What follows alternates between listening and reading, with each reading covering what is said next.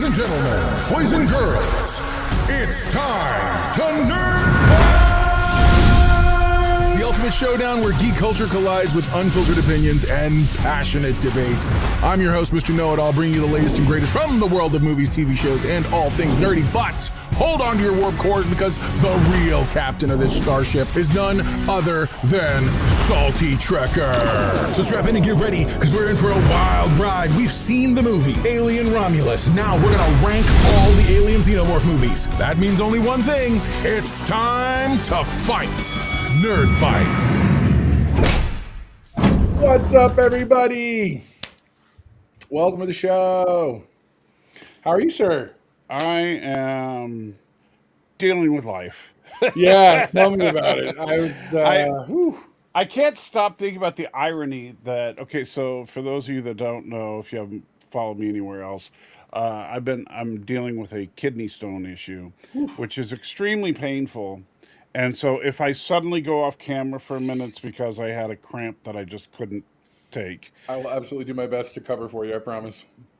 But my son pointed out the irony to me that we're going to be talking about the Alien movies where things come busted out of your chest while I'm having all these abdominal problems. So, and he's like, "Are you sure it's not a xenomorph?" I'm like, "Oh, thanks." Like, really? Now you're comedy all of a sudden? Yeah. I'm going to be like, yes, I'm sure it's not a xenomorph, but thanks. I'm pretty sure this hurts worse than a xenomorph. No, for sure. Oh, my gosh. All right, so welcome to Nerd Fights. This is the show that we get together, we talk passionately about some stuff, and we've been doing some rankings lately and some other stuff, so we decided since the Alien Romulus had come out, and finally I got to see it, and now we have both seen it, we were going to go ahead and not only review the movie, but do also a ranking of the other movies at the same time. Now, we're not doing I guess there's exhaustively like shorts and all kinds of nonsense that's involved with this. Right. Well, most of the shorts, like if you there's about 15, 20 official Alien short films. Okay. But the overwhelming majority of them are basically just glorified commercials and extended trailers for one movie or another. Right. There was a series of shorts they did for like the 40th anniversary of Alien. Right. Some of them were okay. Most of them were. I mean, they're fan films and they feel like fan films. I gotcha. You know, so I'm not saying they're particularly bad, but it's kind of funny that they were commissioned by Fox because they feel like just plain old fan films. That's awesome. You know. No, I gotcha. So, what would you say is your? And I'm only talking about like what is your first memory when it comes to the Alien franchise? What's that's easy. I know I'm older than you, and you know I'm older than dirt. Basically, I will never forget the marketing campaign for the 1979 Alien because all they showed you in the TV ads was that stupid egg. Oh, jeez. And the egg would crack, and there was something under it that was glowing, and you'd hear that noise. Oh, and that's all they showed you, and it was enough. It scared the crap out of you. Nice. Okay. Fair enough. And so I really wanted to see Alien when it first came out. Of course, my parents were like, no, that ain't gonna happen. And then my cousin took me to go see it. So, nice. Because I had the coolest cousin ever. Her name is Joni. She's the only reason I'm the nerd that I am. She used to take me to Star Trek conventions in the 70s. Oh, that's awesome. Yeah. She took me to see my very first film in theaters, which was Godzilla versus Megalon. Really? Yes. Right on. She took me to see The Shining. Joni. Yeah, she was breaking a lot of rules. Her and her sister Jeannie would take me and my sister to stuff. And the funny thing is, now my sister is 2 years older than me. Right. So when Alien came out, I would have been 11, and so my sister was 13. She couldn't handle it. She absolutely couldn't handle it. I enjoyed the crap out of it, but I'm a sci-fi nut, and so I was as much into the technology, the Nostromo, and all that as I was Sure. about the Xenomorph. Right on. But, Okay. yeah. No, that's awesome. For So me, I've been with this franchise from the beginning. so for me, it was I was house sitting for a friend. I want to say one of my mom's friends. I think I was 12 or 13. Mhm. And but it was like for literally, I say house sitting. It was like a weekend. It was like I would get to, so I got money. I got to hang out. I had to walk her dog and stay at her house and watch her movies. And it was the first time I got to see HBO. And on HBO they were playing. It was one of those free HBO weekends, so they were playing all the real special movies. I mean, they had HBO, but every time they did the weekends, there wasn't like a split. Right. Everyone got all the good stuff. Right. That was back when you only watch HBO to try and see boobs and hear four-letter words. That was it. That's right. So I got it out. It's funny because her husband was all like, "Hey, so while we're gone, yeah, channel such and such, that's HBO." And I was like, "Right on, I appreciate you." And so his name was Tony. And so I remember I turning on one night. I had popcorn on, and I was watching, and all of a sudden it was like, "Next up, Alien," and I'm like, "Oh, okay." And I sat there. I was like, "Sure, that sounds good." Man, by the end of that movie, I had all the lights on in the house. I was like, no, no, no, no. Yeah, Well, rough. the funny thing about Alien, the first film, is that it's just it's your basic haunted house movie, Right on. just done with a different setting, Right. And Well, and I think that's a good idea. That's a good point, and that's a a good segue. So before we get Yeah. too deep, let's start talking about it because that's our first movie that we're going to actually talk about. Yes. Is going to be the original 1979 Alien. Yes. And so it's more or less, Ridley Scott got the idea of, hey, let's do a haunted house movie in space. Yeah. And instead of a ghost, we just have an alien that morphs into whatever we need it to be. And we hardly ever see the creature. And this was commonplace back in the 70s. Sure. And this is one of the reasons while I am not a snob about practical versus digital effects, Right. but I am a snob about overuse of effects, whether they're practical or visual. And thank you for the $1 donation from Omix for President. And I can't quite read. What does it say? Omnix for yeah, it's a good call. I don't know either. Let me see. What does it say under that? I will find out right now. You can't see it? It says Alien still has one of the best some things and the most unique alien design. Yes. Right on. H.R. Giger with the alien. Oh my God, so much. Yeah. Granted, the guy's a complete freak, and it shows in his work. He absolutely is. I mean, he is so obsessed with genitalia; it's just weird. But the well, I mean, like if you look around, like I don't know, do you have any pictures from Alien? Oh yeah, that's what's on the screen right now. Oh, okay, I can't see. I just see a big gray box. Yes, let me see. And then there you go. Yeah, the crew you had it's funny, Nice. like you had said, was the right now it's Ripley and the co-pilot in the bridge. Mhm. And you had said that they had a very, these are like construction workers or the blue collar people Right. of that universe. And so it's so funny because you're like, oh, well, they're in ships and stuff. Well, yeah, they're in ships being whatever a space construction worker looks like. Right, they're truck drivers basically, and, Oh, yeah. and with but when we truck drivers that wear diapers and long sleeps, that's No, for sure. yeah. Okay, but then when you get into the alien world, when you're on the alien spacecraft and stuff, things get really weird.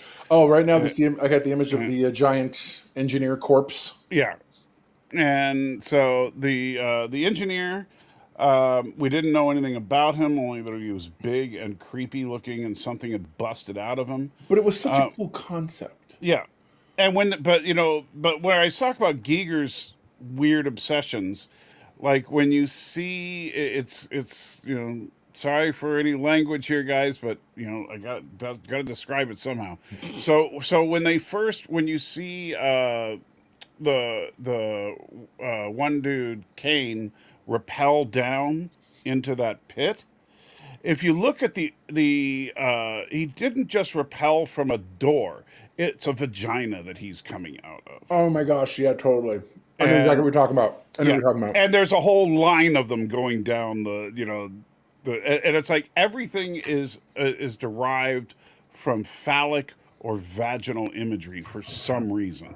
Well, because again, like you said, Giger was a freak. Yeah, he was an Like, absolute, seriously. yeah. But it made for, in this particular, I mean, one of the things about this whole thing in this movie is it sets up a alien culture unlike anything we've ever experienced before or really since. Or at least anything that was only up to that point in high sci-fi novels, like really out there stuff. And they took the opportunity to put it out there into the world and show, and you're like, what is this? Right. It actually looked like an alien cultural thing. And we're looking at it from the human perspective of this is long dead. We don't know how any of this stuff works. But it's something totally alien to us. And that's one of the things that works so well. I do like, and Ridley Scott is one of those classic Hollywood liberals. So all corporations are evil and greedy and all that. But in this particular franchise, the evil corporation works. I agree with that. I'll go with that. So I don't feel like it's forced. I feel like, but I also don't think this is the future of Tesla. I just say, I don't think Elon Musk is Wayland. No, for sure. People think that kind of stuff, and I'm like, stop it. That's yeah. I'm sorry. But yeah, these are just average Joe, and also it's kind of funny. When my wife and I watched this movie again on Monday, and when we watched it, my wife was like, "Why is everybody being so stupid?" Right? and I said, "You're not thinking." I mean, because first of all, Ash, totally understandable, because once you understand his motivations, you get everything that he does. He's on the side of the alien. We just don't realize it until later. And later on, they have fleshed him out, at least to his purpose, throughout all the movies. And And we got a donation from Q. Can you read this one, or are you still having trouble? Yeah, really tiny. Yeah. Like, it's really, really tiny. It's hard to. I'm trying to see. I got to figure out one day how to format this. My friends, the crew of the Enterprise B, were just truck drivers like the crew of the Nostromo. Well, except for Tuesdays. Okay. Well, thank you, Q. But Right I on, Q. have no idea what that means. Remember the Enterprise B from Star Trek? I remember the Enterprise B, but Tuesday was when everything was coming in. Okay. Right. Took me a minute. No, you're good. All right. So, where do you think, realistically, that this movie belongs? Oh, this is definitely at least A tier, if not S. I would put it S tier. I'll go S tier. Yeah, I'll go S tier with that. But what I want to say about the stupidity of the characters. Sure. Because there's stupid characters, and then there's badly written characters. And that's not necessarily the same thing. Got it. In this particular case, so the Doctor, we understand his motivations. Ripley doesn't do anything stupid. And by the way, neither does, I can never remember his name, but the character that Yaphet played. Oh, yeah. Yaphet Kotto? He was not stupid. He plays Parker. Yeah, everybody else was stupid. However, these were low-rent truck drivers. Yeah, outer space truck drivers. This was not the crew of the Enterprise. This was not even the crew of the Cerritos. This is so and in fact, I think, and it makes sense, especially after you watch all the movies and you understand things. I think the company was particularly looking for a crew of dummies because they wanted people that they could sucker into this situation. Right on. Josiah F. Lemel says, put Alien 1 in C tier. What is wrong with you? You are a sinner, sir. why in the world would you put? I mean, the first Alien is a classic. I mean, it's one of the best horror movies, period, ever made. Fair enough. And I do agree with you, by the way. I think it is Yeah. one of the best horror movies ever made. Yeah. All right. So, but that's you can't. The franchise started with an absolute bang. It really did. That's why it's so it like defined Yeah. its particular flavor of sci-fi. Like it really Right. did. Right. And then of course it was followed up by the sequel, Aliens. Which was weird. Why do you say it was weird? Okay, I'm seeing. Should I? Is this your hot take, or are we gonna? No, Okay. don't get me wrong. I loved Aliens. Okay, Right. I saw Aliens multiple times in theaters, even though I had to buy tickets for other things and then sneak in because I wasn't 18. Nice. But hey, it was worth it. But Aliens was something that I don't think I've ever seen before in any film, Okay. which is where a direct sequel, was a different genre than the original film. That's fair, and you're absolutely right. I was going to get into that too. It literally it changed. It changed up completely. It was directed by James Cameron. The sequel ramped up the action while maintaining the horror element, solidifying the franchise's place in cinematic history, which I totally agree. It just and what's funny is both movies have equally as rabid a fan base as the whole franchise entirely. Right. There are people who are hardcore Alien 2 is the best ever, and other people who are like Alien all day. And I get it. Right. And that's the thing. It's like, well, you have one of the best action movies of all time and one of the best horror movies of all time in the same franchise. So if you're a horror fan first, you're going to go with Alien. If you're an action movie fan first, you're going to go with Aliens. See, I think it's deeper than that, though. You're right. But the first movie really does take time to set some stuff up. In fact, Stan Lee, and I'll bring it up real quick. Stan Lee says, I remember the first time I tried to watch it being a young teenager. I remember the beginning almost being boring. Yes. And I have to agree to a point, but I understand now as a storyteller the value that was there because it was an amazingly very valuable in terms of understanding who everybody was. Because when everything falls and goes to hell later, it's all predicated on the information you've been given up to this point. Right. And without that information, I don't believe you really get the same punch the rest of the way through. And what Ridley Scott does better than most horror films, because it's, I mean, gosh, if you seriously, you can go to any horror movie these days and you can see the pattern of writing, because it's like somebody took a class in screenplay writing and horror movies in particular. Because what do? You introduce a few characters, you try to make them likable, and then you put them in mortal danger. And that's the whole point of horror, because if you care about the characters and you put them in danger, then you're going to vicariously connect emotionally to the film.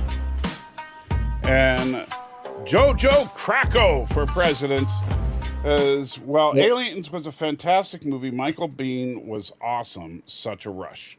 How did that get to the bottom of the screen? I moved it on purpose so we can read it from now on when it pops up. Oh, okay. So at least, and I'll put a little dark spot there and making it bigger so we can actually see what happens. Yeah. Sorry. So that's okay. Just Little making BTS for those of you guys playing at home.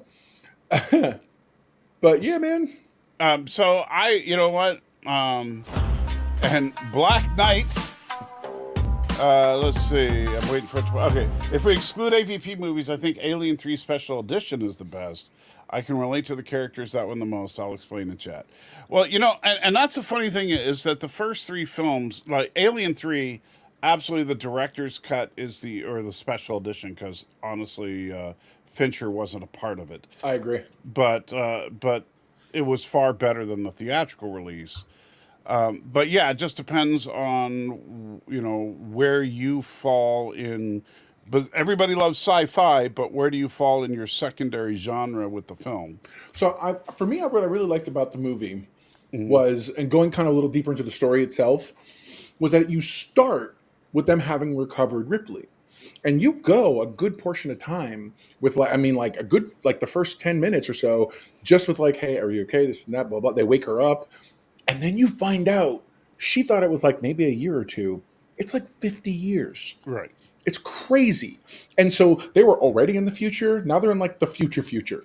Right. I mean, Paul Reiser shows up. And what's funny is up to that point, I don't know that I'd ever seen Paul Reiser in much other than I just will being a tell you, comedian. this pissed me off. Okay. Because at this time, now, I know I'm older than you, but so my wife and I were the only thing that, like, one of the things that we did regularly was we watched the TV show Mad About You. And Yeah. if you haven't seen Mad About You, it stars Paul, and it's a romantic sitcom, and the two main characters, and I can't remember the girl, but the two main characters are totally in love, and he's such a sweet guy, and it's like he's almost an ideal, an idealized male romantic character. And then we go to see Aliens, and he shows up, and I'm like, oh, look, it's our old friend, Paul. Isn't he great? It's just so nice to. Wait, he turned off that monitor? Yeah, but What? he plays such a good Oh, man.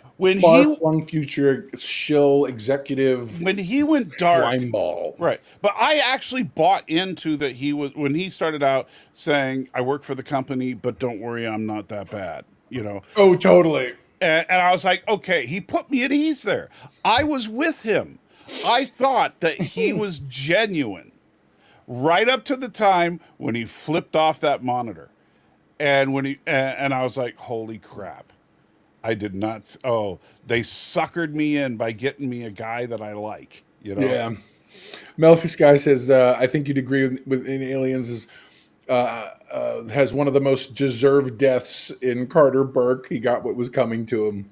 That's the lieutenant, I believe. Yep. Yeah, he 100% agreed. Well, the thing is that it's funny because his arc was short and sweet, and he ended up redeeming himself by dying. Yeah. And so that's something that Aliens did, much to Cameron's credit, and of course Cameron is also a great director when he's not doing Avatar. True story. And so, but Cameron did a great job with juggling so many characters. Yeah, he really did. And making them feel all like, because to this day, if you go, it's game over, man, people know what you're talking about. 100%. But Bill Paxton was amazing in that role. And the funny thing is, he was a prop guy. Right. This was one of the first things he ever got. Have you ever seen The Movies That Made Me on Netflix? There's an entire episode, I think in season 2, that's based on that's just about this. Like, the guy who plays Hicks wasn't the original actor who played who's supposed to play Hicks. Oh, really? Yeah, the original guy, I can't remember his name. You'd remember him if you saw him. He was famous he was real big in 80s movies. But he had apparently a huge drug and alcohol problem. And after they had already been filming for like 4 weeks, ends up going on a binge, and they had to figure something out quick. Oh, and since James Cameron had just worked with Dude on Terminator, they were like, he calls him up and he says, can you be on the next thing flying? I have a movie I need you in right now. That's funny because Bill Paxton was in Terminator as well, although only had a couple of lines. That's right. Yeah, no, for sure. Yeah. A nice night for a walk. That was so. By the way, I have confirmation from Mrs. Know-It-All, who is watching from our Florida base. Yes. You are correct. It is on Netflix. So that told movie, I just told you, it's the Movies That Made Me. So there's this huge cast of characters. Every one of them feel. And by the way, it's so funny because then you have Vasquez, who is in Terminator. She's in Terminator 2. Oh yeah. You could tell he found people he liked working with. Yeah. There's the Barbie doll there I see on the it looks so fake when you look at it in a freeze frame and you don't. Amazing. It looks like Robot Chicken. It totally does. Now that you're holding on to it, but yeah, it's amazing. Yeah. But yeah, so and I think that literally is a Barbie doll. It was. Yeah. You got to watch, dude. I'm telling you, go see that thing. I told you, go see the movies that made me, and it will definitely Sure. change your I'll life. just leave right now and go do that. You can do the rest of the show. Where do you think this belongs? All right, so now I'll be honest with you. And this might piss off some people. I would only go as high as A tier, and let me tell you why. I'm with you. All right, I love the movie. I'm not saying the movie's bad. However, the stuff that they cut, and you have to see the director's cut to see, Yeah. really pisses me off because it's stuff that really adds to the lore and the emotion of this movie. The fact that they cut out the whole thing with Ripley and her daughter Yeah. is just brutal. And the thing is, I've actually seen some of that cut scene, and it's amazing. Yeah. Well, they restored a lot of it in the director's edition. See, I haven't been. There's so many directors and special editions that have come over the years. I've only ever seen like the original. I say the real one. Forgive me. The original version of it. I probably need to dig up some of these directors' cuts and check them out. Right. And by the way, and I know not should be burying the lead a little more, but I will say this: I really wish they had brought up the Ripley's daughter storyline in Romulus and had that main character be Ripley's daughter. Yeah, I agree with you. Because it's 20 years later, it would have been perfect. And she's just happens, even though she never finds her, she's looking for. Remember, Ripley's going to be stuck for 50 years, Right. so they could do a lot in between that time. And Alien Isolation is about that. I agree. Like in Alien Isolation, I think you're playing as Ripley's daughter. Yeah, it's it's such a weird game. Right, but I'm saying Romulus would have been a great opportunity to make that kind of a concept into a film. Yeah. And basically do justice for Ripley's daughter who got the axe in Aliens. Now, outside of them cutting some crucial scenes, it was a near perfect movie, and I would absolutely give it an S tier if Ripley's daughter was in it. That's fair. Okay, so the next one for some people is divisive. I don't think so. I actually liked it a lot. I thought Alien, I don't know, Cubed, or I'm kidding, Alien 3. I liked it. I thought it was good. I thought it wasn't terrible. I think the next one after this, we kind of get into some weird places, but I feel like this was the last one that I felt like could very well be her story along the line. She's an evolved character, meaning Ripley.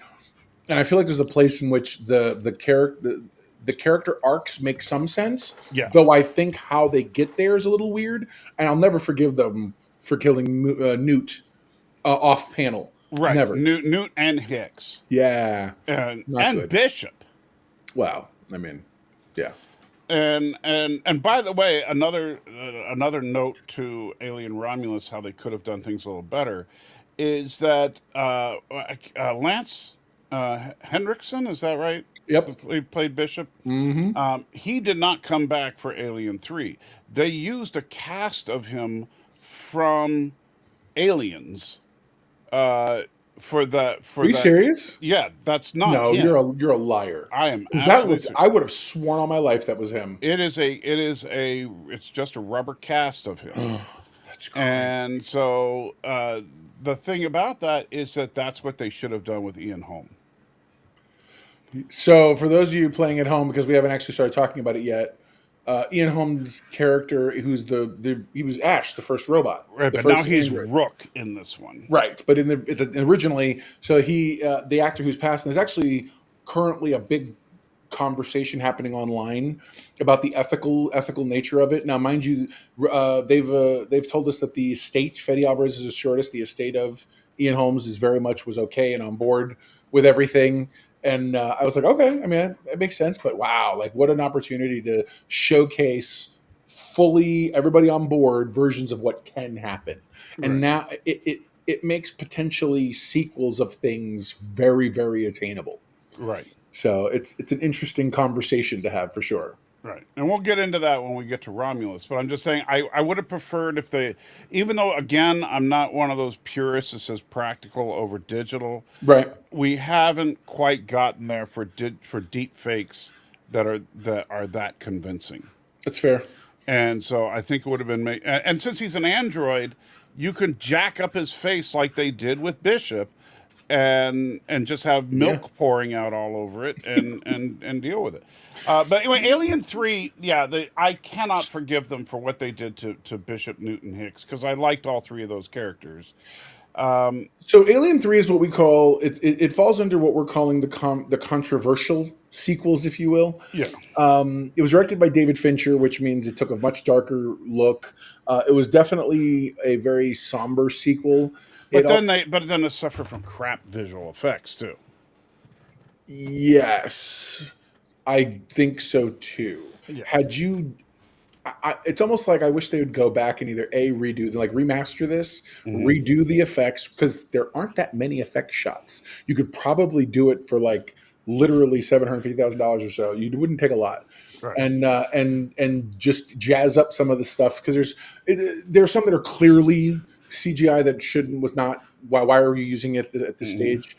But otherwise, I feel like because I loved the tactile feel of the place. It's a prison. It's a prison planet. Her ship has crashed or ended up on a prison planet, but it's a prison planet with virtually no guards, because where are you going to go? So let me answer this real quick. Planet X asks about wasn't the android completely destroyed in self-destruction? Yes. This is not Ash. Ash is the robot from Alien. In Romulus, it's the same model of robot, but his name is Rook. Like how the Sung type all looked like Data, or so. Yeah, lower Data before, that kind of thing. Right. And yes, Stanley, they did. They actually did try and dress the dog up in an alien costume. Yeah. It was terrible. It was rough. But we did get this really cool look at which I kind of dug when it comes to Ripley. The shaved head. I love that look. Have you seen the director's cut of this one? Yes, I have. Okay. That's probably why you like this one more, because I will tell you, if we're basing this on the theatrical cut, this movie was garbage. The special edition radically improves the film. Right on. While Fincher himself was not a part of the production of the special edition, they used his notes from the editing bay to reconstruct what he was trying to do. Got it.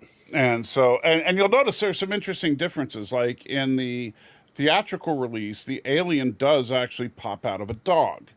In the special edition, he pops out of, I believe it's like a cow or something like that. Right. And so there are differences. But if we're going to go by the best version of Alien 3, just trying to be nice, I would give it a solid B. Okay, I'm glad that we're on the same page, because I feel like that's exactly how they walked in quality. I'm with you. I would think they went SAB. Right. Absolutely. I would give it a D if we were just doing the theatrical release, to be honest. I gotcha. Right on. I remember the whole idea. So the actor what is his name? Oh, Charles Dutton. Everyone knows him as like Rock. So I think it was his stage name. He plays like the I hate to say the prison black guy, but you know that guy who's like the wise one who gives all the wisdom in the prison. And blah, blah, blah. He's the magical Negro. He was totally the magical Negro. I was saying, but in prison. I don't know. Yes. And he was, but it was I loved his character, because he was the one reminding everybody. He's like, we've taken oaths, we blah, blah, blah, we've this and this, don't do. Like, I just loved him being the conscience of the place in a way that I thought was actually pretty cool. Well, and that's what Fincher was going for, is basically that this prison planet was purgatory. And that makes a lot of sense. Right. That was his kind of vision. And unfortunately, with the theatrical release, you don't get that. They cut out a lot of the spiritual talk in the theatrical release. Which is so weird, because he was literally like the preacher in the place. I think somebody even calls him a preacher at one point. Right. But no, I really liked this character. I liked what Fincher was trying to do with it. I think that with a little bit of a rewrite, a much better visual effects budget, and do something else with Hicks and Newt other than just killing them to kill them. Like, for example, if you wanted to make this like a purgatory situation, where it's Ripley's purgatory, then somehow at the beginning you make it so that Ripley, Hicks, and Newt get separated, and Hicks and Newt get rescued and off to Earth, while Ripley has to go to purgatory and die. Okay, See, I see him. Now you have some additional symbolism, Yeah, and you don't have to piss off the fans. that's fair. Yeah. No, I get it. I get it. Okay, so all of that brings us to the next. Whew, it was so it's funny. It's Alien Resurrection, which is both an attempt by the studios to reboot or requelize the thing, and they introduce new characters. Winona Ryder gets introduced as a potential replacement for Ripley in the future. In the if anybody was going to get the baton, it was going to be her. And Right. and Ripley is a clone in this one, and But she's a hybridized clone. only because of how she was cloned, the thing was in her, and it like DNA wise became a part of her. Like you couldn't just clone her and just get what you wanted out of her. She actually was part of this whole process. So the backstory that I really like about Alien Resurrection, the backstory, Joss Whedon wrote the screenplay. Which is so weird that you would think this doesn't No, feel no. like a Joss Whedon. It's not. I've read, you can look online. He's leaked his own original. He's like, no. There's a version of this movie that was good. And the screen his original screenplay was amazing. But they were like they kept cutting his budget. They kept cutting it, and he was like, what are we doing? Right. And so finally he walked away, and the final script edits and revisions were done by Fincher and whoever else, because his name, because he was the author of Record, or the screenwriter of Record, they had to keep it. He almost had them pull his name because he was like, this script sucks. Yeah. If you go online, search for it, the original Joss Whedon Alien 3 script is actually really amazing. I read it years ago when I was a hardcore Joss Whedon fan after Buffy and some other things, right around the time that Serenity was on. And that's when I found out about this version of this movie. And I'm like, when you read it, you sit here and you're like, this is not the same thing at all. Like, what? Yeah. Well, because this movie, and thank you so much. I can't see who that is because it's behind the poster, but your space special is ready. Right So, something from the grill. Well, thank you. I don't know what the space special is, but Space Special's talking about Spaceballs. oh, Remember? jeez. Hello, my baby. I tried to talk him into including that, just so you know. I did try to talk him into including that in this rating, but he Not wouldn't doing do it. that. It was so bad. But yeah, we get Ripley, and she's like abnormally, almost supernatural. Again, Winona Ryder is in it. And you find out that they're flat out experimenting. Like, she lets them know. So she finds the secret lab. Right. There's other clones of her that didn't work. Right. And it's so like body horror creepy. And I think that this is a movie that could have been a lot better. I think my biggest problem is it doesn't feel like a sequel to Alien. No. It feels like just a totally different type of film. Because and even though Joss Whedon may not have written the screenplay that we ended up getting, but like a typical Joss Whedon screenplay, there was a lot more humor. And most of it did not work for me, mostly revolving around the ragtag team of idiots that, led by Ron Perlman. I'm telling you right now, that was not his script. Yeah, It was not. I believe you. You need to read it because I know what you're saying. I know I'm what you're just calling saying out. it's a Joss Whedon-esque script in the level of humor, which is not indicative of any of the other Alien films. So that specifically is things there's an interview somewhere where he talks about it. They did that so it would be like, hey, but we want, like, essentially they hired him to do that. Right. And he was like, but I wanted to do, like, he really wanted to go dark. He wanted to go really gritty. He wanted to take the best parts of the previous 3 movies and sort of come up with something that worked. He basically wanted to make Alien Romulus, because that's what happened in Alien Romulus. Alien Romulus takes the best parts of the first 2 movies. Well, ironically, this feels like the MCU Alien. I hate you so much. It really does. I get what you're saying. While Alien Romulus, produced by Disney, doesn't. That's right. Everybody thinks Disney ruins everything they touch. I'm sorry. Well, we'll get to Alien Romulus later, but but this movie, unfortunately, it tries some different things, and I think everything it tries, it ultimately fails at. Yeah, his version was so much better in how it established some things, Right. and his version had it so that it was great. You need to look it up. And I'm telling you right now. and the comical death of the alien getting sucked out of a quarter-sized hole at the end was just icing on the proverbial cake. Yeah. This is an absolute D for me. Yeah, I'll go with that. I think that I definitely think that it falls under a D tier. If there was a lower version or tier, I probably would give it that too. It was Yeah. not good. It really wasn't. Uh, I don't know why you're so nice and won't put an F tier in there. because that's not how that's not how the game works. I had F tiers before.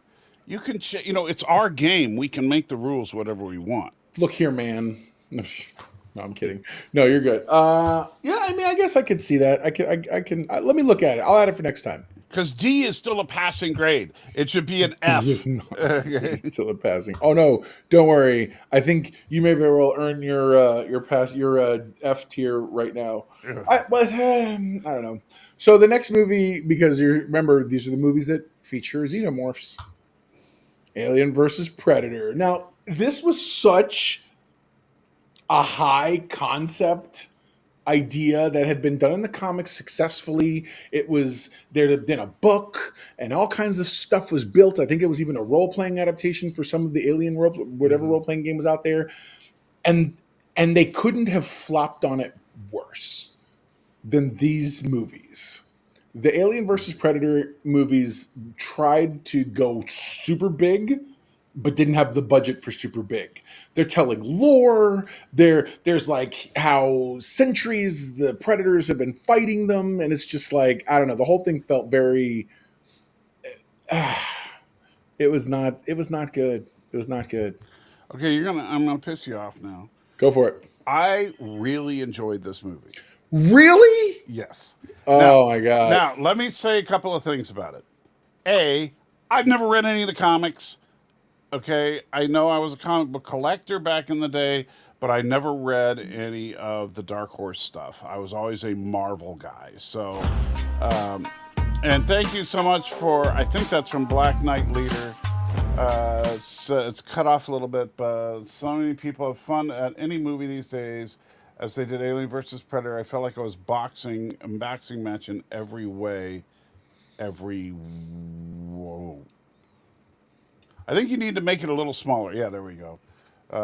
So I got to figure out how to format had that so many because those people things have are fun in the so. movie. Yeah, exactly. See, everybody had fun at this movie.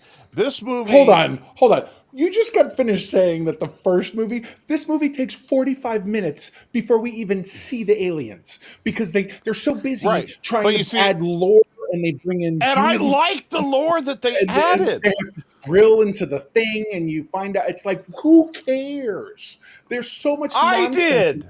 That's a lie. You didn't. You I say did. you did. That is I such a lie. absolutely refuse to enjoyed it. believe In that. fact, I'm working on right now a way to try and reconcile. I understand there's some conflicts, but I absolutely would like to try to reconcile some of the lore they introduce in this movie Stop it. with the stuff that we got in like Prometheus and all that.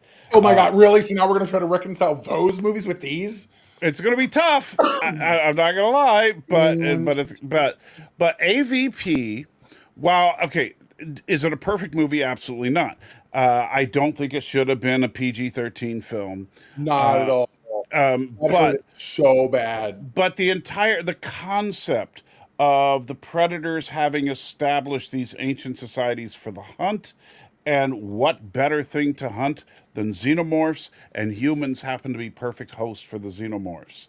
Yeah, and of course you have the giant temple, which is let's use the Incan temple stereotype and cliche because that's right. At that point in history, because that's all they want to do with this thing, there was all this aliens built the pyramids talk that was happening right in popular culture, and it's like, come on, man. It makes sense if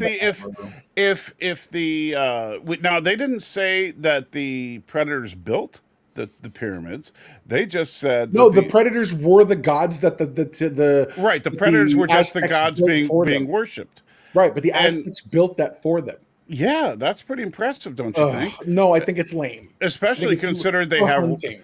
they have reactors and now there are some dumb things I too. need you to know, okay, you need to start having some consistency in the things you dislike and the things you like, because Listen, this movie is pure trash. It's not a bad. no, I enjoy. this By the movie way, is not. I wouldn't call it trash. I would say this movie is junk food. this movie is the Acolyte of alien films. Oh no, no, Here's no, why. no, Here's no. why. There's two cool scenes when the alien versus predator are fighting, but Mhm. beyond that, the rest of this is garbage. I know what they were trying to do, because in the comic books there's a female lead who ends up getting a gun, saving a predator, and actually once that adventure is done, she goes to the predator rather, society, and gets named and gets made an honorary sort of predator chick. That's what they were kind of going for, and the movie just didn't do well, which is why the second one is like, let's try it again. Oh, don't And it? Yeah, we'll talk about the second one in a minute. But yeah. I don't think we're going to disagree on the second one. I actually, I thought that the thing that worked for me about this movie is I loved Lance, and Lance is Yeah, just one of those actors that every time sure. he's on screen, I love him. I thought that, and I wish I could remember her name, but the chick that played the lead in this one, I thought she was solid. I thought she was a better quote unquote next Ripley than any of the other next Ripleys we've gotten. And Okay. you know what I'm saying. She Well, felt see, here's the thing. There were things to like, just like Acolyte. right. There were Well, things to like now in this. stop comparing this to Acolyte. Oh, it's totally the I Acolyte. will drive down to Atlanta and punch you in the face if you compare this to Acolyte again. So That's going to go on the Patreon, by the way. Matter of fact, we're creating a high tier yeah, just for that. just for me to drive down and punch you in the face. That's Yeah. right. Yeah, the drive. Yeah, it's a $500 a month, and every month I drive down to Atlanta and punch him in the face. Oh my If I God. if I get 30 people to subscribe to that, I have to drive down like every day. Well, that's a trip's worthwhile. Come on now. But No, I no, got you. I really and the thing is that they were able to merge these two franchises and keep them in character. The Predator was a Predator, the Alien was an Alien. They didn't try to make the Alien nice or make the Predator worse than they already, or even nicify him. Well, The because Predator he was ends up. perfectly willing to cut the people down until she became an asset to him. Right, and then they were almost. I kind of took him a little bit like honorable, like almost like a Klingon. Right, which is how the Especially Predators when he have does been at all the the way. very when he Yeah, does the very end with the when he takes the finger of the thing and like right. burns But the they symbol. did the same thing with Predator too. Mrs. Know-It-All says, "I'm too pretty to be punched in the face." Mrs. Know-It-All needs better glasses. Hun, you can punch him in the face when we see him next month. Oh, you're gonna punch a guy in a wheelchair, huh? You gotta get my wife to record it on video so you post it on TikTok. It's hilarious. Yeah, 6'5" black man beats the crap out of innocent white guy in wheelchair. Not me. I get my wife to do it. Huh? Not me. I get my wife to do it. Oh, okay. That makes it easy. Where do you think this piece of wonderful cinema belongs? I want to hear this, because we're definitely going to argue, I'm sure. I would put it as a solid B. Really? Yes. Oh, sir. I need you to. You gotta. I'm take a sure you're poll. thinking probably C, right? I was exactly what I was thinking. I was thinking, you see, because it isn't D. There are things to like in it, just like other stuff. Sorry. Yeah. Anyways, I was about to say But it again. I don't want you coming down here to punch me. Yeah, but you see, I actually did genuinely enjoy the film. So, like, I watched this just the other day, and I didn't regret watching it again. I enjoyed it. I like the lore. I like the ideas behind it. And yes, I laugh at some of the stuff, like the base 10 system. And so Wow. so every 10 minutes, and it's like, okay, it's base 10, but they didn't use minutes in the same way that we use minutes, so. I'm going to give this a high C and just put it in like we did last time, put it in between B and C. That's where I'm willing to go. All right, all right. I'll let it slide there. It's still partially in the B realm. Okay, I'm just saying. Oh, hey, the Melfi Sky said the same thing. Good job, Melfi.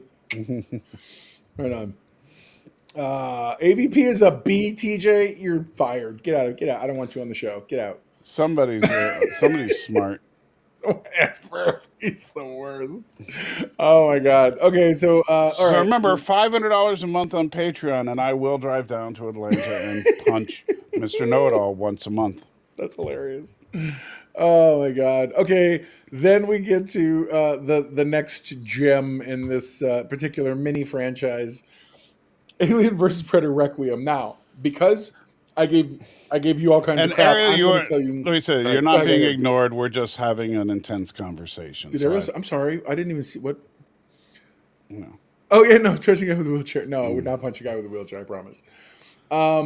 Okay, so it's funny what you just said before is how I feel about this movie. Not that it's good. I don't think it's good. This movie is garbage, straight garbage. But I don't know why I have fun watching it. Not because of anything Really? good happening.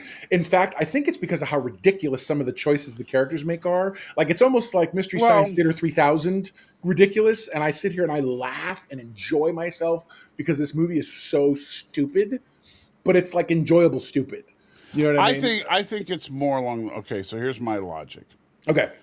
You like Star Trek Discovery. I hate you so much. Star Trek I hate you so Discovery, much. everything is way too dark. In this, everything is way too dark. Therefore, you like this.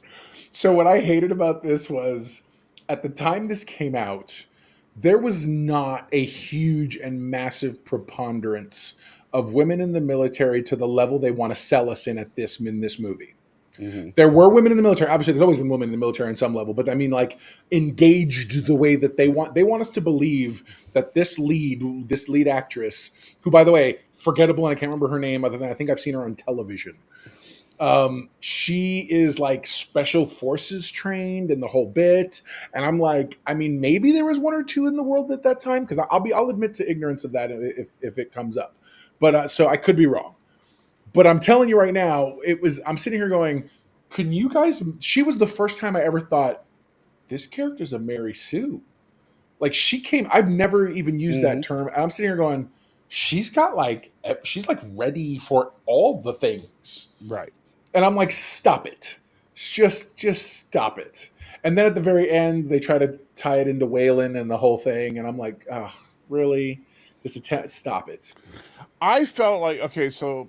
They name drop Predator because when they're going through the files of some stuff, they find mention of an event in 1980 something in the Brazil jungles. Right. And I'm like, oh, okay, we're gonna, Yeah, they're trying to tie it all together. Everything together. But okay, so with this movie, it's kind of what it felt like to me was what happens if you drop an alien and a predator into a typical low-budget 90s horror movie. Because all the acting felt like low-budget 90s horror. It's so good. Hey, everybody, there's something in the woods. Let's split up and look for it. No, I absolutely despise this film. I cannot like when I heard they were doing AVP 2, I was like, oh, cool, I'm looking forward to it. And then I found out that none of the cast is coming back, and I'm like, oh, I'm out. I wanted to see that's like they thought follow-up. They were like, well, maybe people didn't really appreciate the first one. Let's redo the idea again. But not even, cheaper. I mean, like, it's like, oh, by the way, the Predator crashed, and now another Predator is coming to hunt the Predator that crashed. Because that Predator is a hybridized alien Predator. And it's not even AVP. It's AVAP. Or no, it's PVAP. Okay, I got lost with the letters. APVP. How's that? APVP. All right. I'm not even going to ask you. I'm just going to place this. Is that okay? Yeah, that's fine. Yeah, that's see, this is why you need an F tier. The thing is, no offense, this is probably the first time that I've thought a movie is actually that bad. Like, Oh, but again, every time I've watched this, and it's funny, this is one of those movies that if I'm clicking through the channels and it comes on, I'm just like, or it's in the middle of it, I'm like, yeah, let's sit down and watch it, and I just laugh.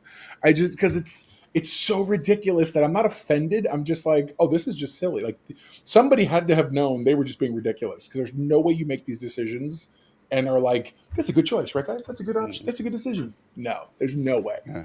And yes, I agree, Stan. We need an FU tier. That's funny. Yes. I see what you did there. All right. So where are we at now? That puts us in. We're at number 7, I think. We are in Prometheus territory. Yes. Okay. So now this is one truly trying to do something different. So this is what we are calling the franchise. There are people who call this the franchise's lowest point. I don't necessarily know that I call this the lowest point. No, that would be AVPR. I'm with you. This movie decided to swing for the fences. Yes. And it's funny if you don't associate this movie with the Alien franchise, I actually enjoy a lot of it. I think the sci-fi is fun. I like the whole the when they're going on the mission. I love the planet they end up on and what they're looking for. All very engaging. But this is clearly swinging for the fences in a way that I didn't expect. Shockingly, directed by Ridley Scott himself, this prequel explores the origins of the Xenomorph, though not till the very end, raising more questions than it ultimately answered. I feel like this is the first time the franchise shifted from straight up heavy sci-fi or sci-fi related horror and decided to try to get philosophical. Well, but you see, this is where this is where I appreciate about this movie. So we went from Alien was a horror film set in space. Aliens was an action film set in space. I actually think Alien 3, if you look at the director's cut, was more of a philosophical film set in space. This is a hard sci-fi film. It really is. That's a great way to put it. And so this is not something set in space. This is the core of sci-fi. This is about the ultimate questions, not just the xenomorph questions, although the xenomorph questions are a big part of it. But this is about where do we come from? Is there a God? All the deep or is God just a far, far flung advanced species? Right. I mean, yeah, it's huge. You're right. And so, kind of like that last season of Discovery. No, I'm kidding. I can't even say it with a straight face. Shut up. He really does like Discovery, people. It's insane. I do enjoy it. Yes. Yeah. So not for the reasons you think and everybody else thinks either, but I do enjoy it. Yeah. Well. So, is it a flawless film? Absolutely not. It had, and I think, but unfortunately, I think most of the big problems with this film are the fact that because of the negative fan reaction to it, they changed its sequel. Because this was intended to be the first part of a trilogy. They only ended up making 2 of the films, and the second film was radically changed because of the fan reaction to this one. Yeah, Ariel says, do you think this movie was something else, but they just put the Xenos into it just to add it to the Alien franchise? No. I think that this was written as the origin. I think that's what Ridley Scott was going for. Yeah. But I don't think we were going to see a true Xenomorph until later. So a lot of people don't realize is that Ridley Scott, at this point in this stage in his life, has really committed to this alien origin or origins of man theory. Like legitimately, he believes that if there is a God, they are an advanced species, and he was trying to put that thought process and ideology into this franchise. This is Ridley Scott's Dianetics. Yes, that is an amazing way to put it, sir. Yeah. Absolutely. And so, and don't get me wrong, I think it could be very, very interesting, but unfortunately, he didn't get to complete his vision. No, he really didn't. Now, this also introduces us to the Prometheus school of running away from things. I know, I love it so much.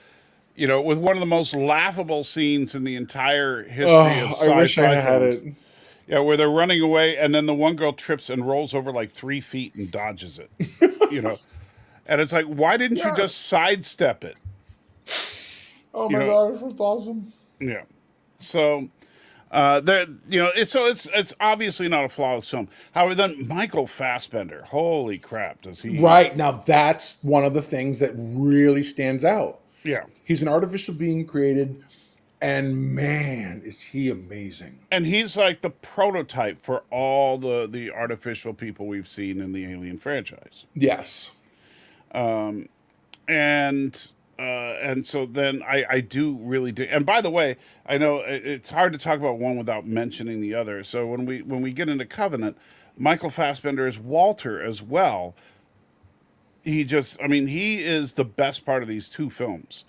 But in this film, I think that it's better than most people give it credit for. I'll go with that. I think that it's probably the most underrated film in the entire franchise, because of the fact that people were so mad that they wanted to just see a straight up Xenomorph movie, and what they Well, got was a philosophical look at what is God. but then when they did get any kind of a xenomorph, it was not what we were thinking of. No, It may as well have just been akin to that weird clone guy monstrosity from Resurrection.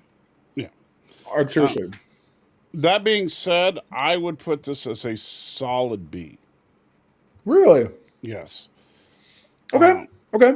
I'm willing to go there with you. Yeah, yeah, not quite A tier because it did really lack the feeling of being a part of this franchise, but at the same time, it was a much better movie than people think. That's fair. I'll go with that. But then we have Alien Covenant, which was full blown coming back to its roots and the decision to kind of say, okay, fine, we're going to do this. Directed also, by the way, by Ridley Scott. This film attempts to bridge the gap between Prometheus and Alien, returning to the horror roots of the franchise. I would say this is a decent enough balance between the philosophical themes and some of the classic horror elements. What do you think? okay, I watched this one on Tuesday, I want to say. My wife and I watched Prometheus, Covenant, and Alien this week. And Covenant is an interesting one. It did better on the rewatch than I was expecting it to, but Really? it still has some big issues for me that I really really don't like. So I mean, here we have literally the dumbest scientists ever. You know, you have a team of specialists. You know, these are people who we're not talking about. This isn't the company sending out military goons into the pyramid. No. This isn't a fire team squad from Aliens. No, these are actual scientists. Right? These are biologists, geologists, and all that. And what do? What's this? Squeezing a Oh, yeah. bulb that puts spores up his nose. No, and, totally. you know, after, you know, and then, I mean, Hey, real quick, ABG asked the question, could I watch Prometheus without watching any of the precursors? Sure. yeah, in fact, Sure. what I would do if you've never seen an Alien film, I would start with Prometheus and watch Prometheus, Covenant, Alien, and then Romulus. That's fair. And then you can watch Aliens. But yeah. Stanley said he thought Danny McBride was seriously miscast in this. I think that I liked Danny McBride in this because he he's- was Tennessee, right? right. Yeah. Because of that reason. I liked him because of that action. Honestly, I don't think he was miscast because remember, he's like one of the few people. He's not a scientist. He's the pilot. He's the jock. Right. And so I didn't have a problem with that. I had just a problem with the stupidity of these scientists. Like, okay, the one dude's clearly infected. She opens up the med bay. He goes into the med bay. She seals the med bay. Smart move. You're like, okay, I'm on board. Then she opens the med bay again, goes into the med bay, slips and falls on all the blood on the floor, As one ends up does. and then scrambles to get out of the med bay, leaves the med bay open, and then has to shoot the thing and shoots the fuel tanks on the ship and blows up their ship. Dumb, dumb, dumb. That's the problem with this movie. Now, the story with the two Fassbenders was great. Yes, I really did like that part a lot. Right. And I actually genuinely liked Walter a lot. And they fooled me to a certain extent. I thought it was Walter that got away until that last shot when you find out that he had actually successfully switched. Because Walter was the upgraded model and so was superior in combat. How David actually ended up beating Walter, we'll never know. Yeah. All right. So where do you think this lives? I'm okay with giving it a C myself, but Yeah, I wouldn't go any higher than a C because it's just got too. It's so badly written as far as the. Well, at this point, you have to remember they're not even. Everyone's like, "Well, this movie's doing this and connects this and that." No, they're trying to connect stuff that was never ever originally part of the plan. You know what this is? This is the rise of Skywalker. Ooh, I like that analogy, actually. Yeah, because this is like they told Ridley Scott, okay, no more of these movies with the engineers. We got to get back to Alien, And he's like, or else, yeah. And by the way, that's the other thing is that the fact that all these great questions at the end of Prometheus, and the answer is, we'll just kill them all. Yeah. Yeah, I agree. All right, which brings us to the current and most up-to-date version, Alien Romulus. Yes. So, if those of you who've been waiting for this long to get to this, now we're going to spend some time here in this area. Alien Romulus, boy, why don't you start? Tell me, because I just saw it and I have thoughts, but I want to hear yours first. Sure. It was the best of times. It was the worst of times. Right on. No, it was actually, I really, really like this. I think Fady did a great job of bringing suspense back to the franchise, of bringing horror back to the franchise. The aliens are the scariest here that they've ever been, particularly the face huggers. You were telling me about it. No, I know you freaked out. I tried to warn you. No, I was ready. But when they all start jumping, yeah. Just so you guys know, if you really want to have some fun, send Mr. Know-It-All a box of spiders. Why would you do that? Just ship him a box of live spiders. Don't you dare. That's what I'm going to do if you keep bringing up the Acolyte. It's terrible. I'm going to ship you a box of spiders. We got some big ones in front of our house. I hate you so much. Anyway.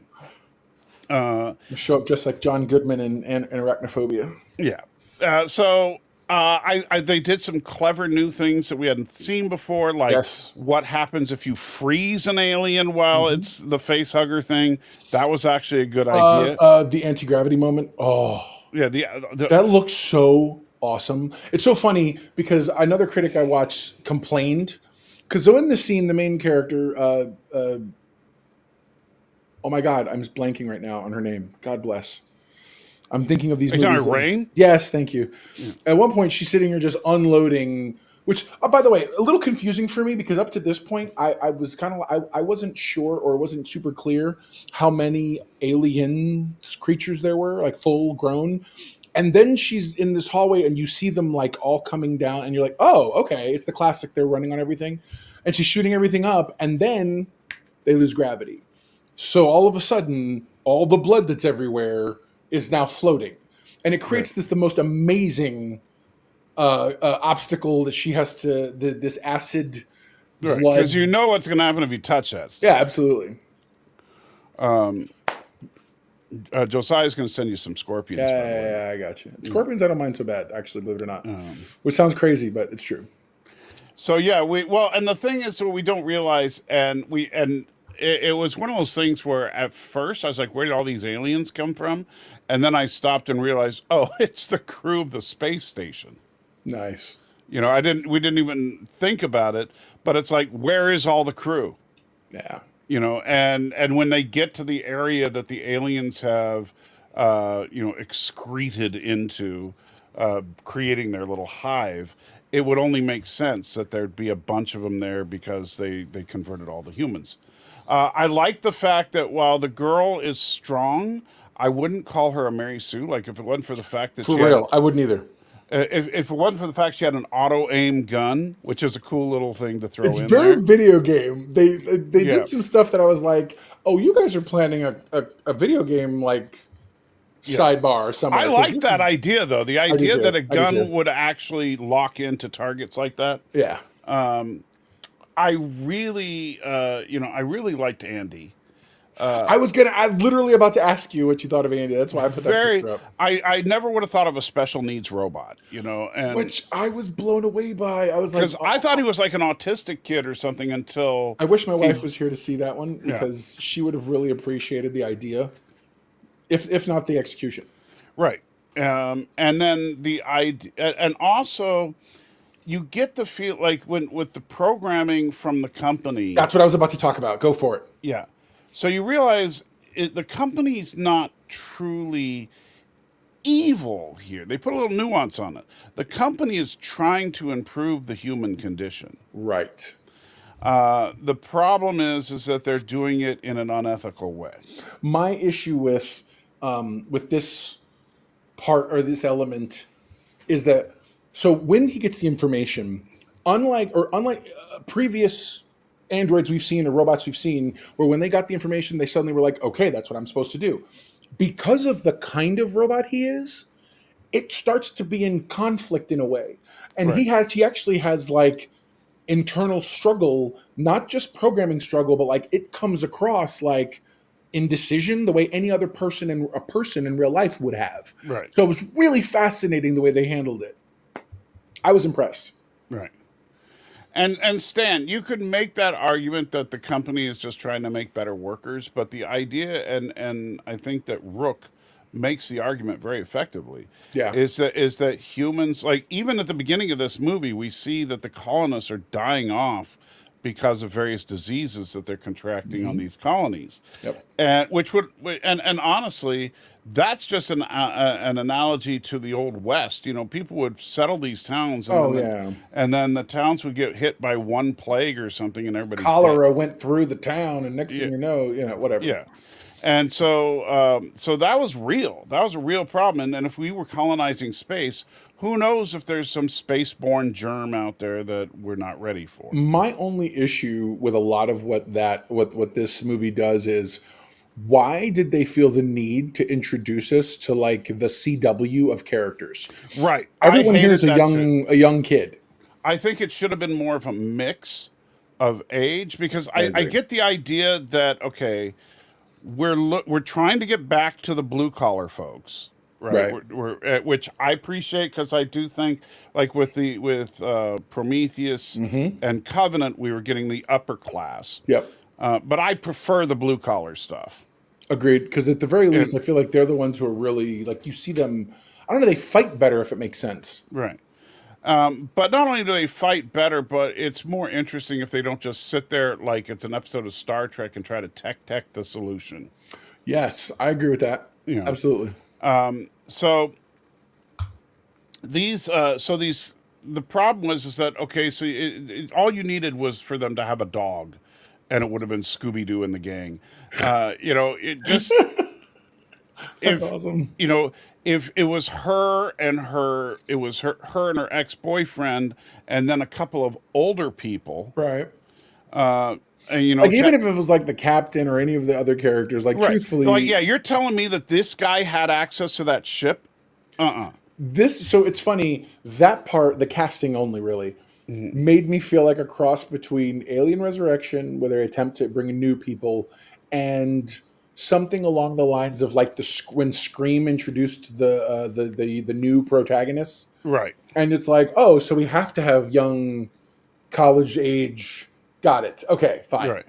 But if you look at Prometheus, Idris Elba as the captain of the ship.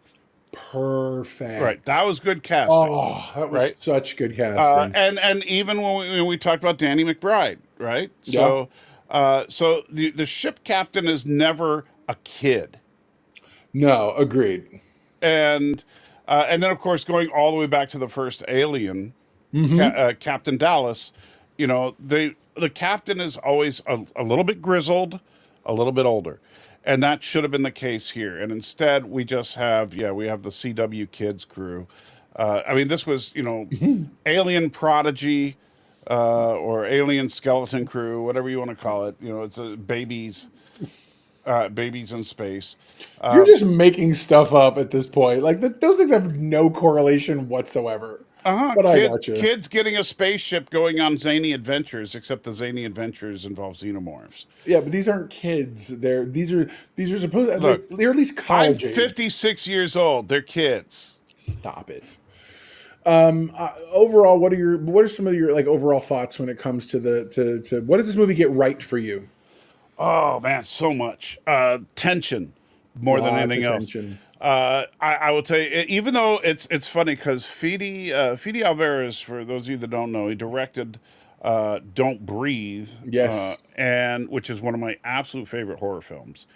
And there's a scene he lifted right out of Don't Breathe, where they're they figure out that and it's kind of interesting because I think he was thinking about how do I make this like Don't Breathe, and so something we've never really talked about, the aliens have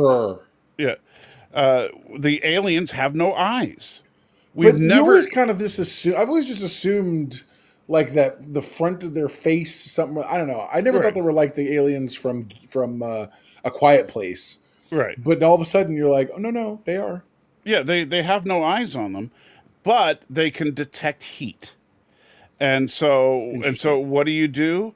Well, if you turn up the temperature of the room to 98.8, then you're invisible. You just got to make sure not to make any sound. That's right. And so all of a sudden it's Don't Breathe. And I really, that was a great scene.